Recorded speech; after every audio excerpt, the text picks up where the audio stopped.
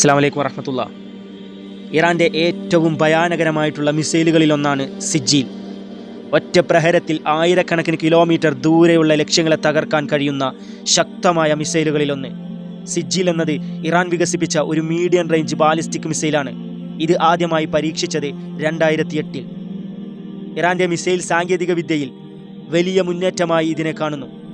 ഈ മിസൈലിൻ്റെ സാങ്കേതിക ശക്തി, ഈ മിസൈലിൻ്റെ ഭാരം ഏകദേശം 23,000 കിലോഗ്രാം ഭാരം വരെ വരുമെന്നാണ് വിദഗ്ധർ പറയുന്നത്. ഇതിന് 2000 മുതൽ 2500 കിലോമീറ്റർ ദൂരം വരെ സഞ്ചരിക്കാൻ കഴിയും.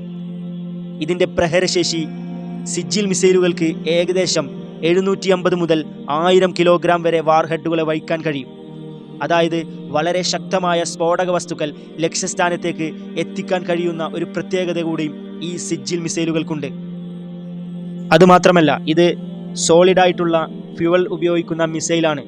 അതുകൊണ്ട് തന്നെ വളരെ വേഗത്തിൽ ലോഞ്ച് ചെയ്യാനും ശത്രുക്കൾക്ക് കണ്ടെത്താൻ ബുദ്ധിമുട്ടുമാണ് ഇത്തരം മിസൈലുകളെ.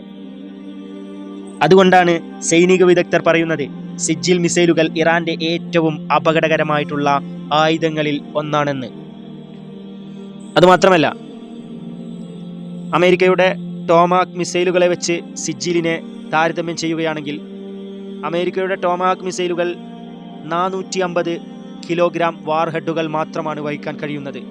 സിജ്ജീലാകട്ടെ 750 മുതൽ 1000 കിലോഗ്രാം ഭാരം വരുന്ന വാർഹെഡുകളെ വഹിക്കാൻ ശേഷിയുള്ള മിസൈലുകളാണ്.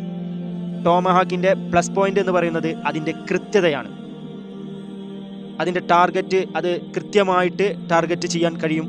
സിജ്ജീലാകട്ടെ 50 മീറ്റർ ചുറ്റളവിലുള്ള ടാർഗറ്റുകളെയാണ് ഇത് ലക്ഷ്യം വെക്കുന്നത്.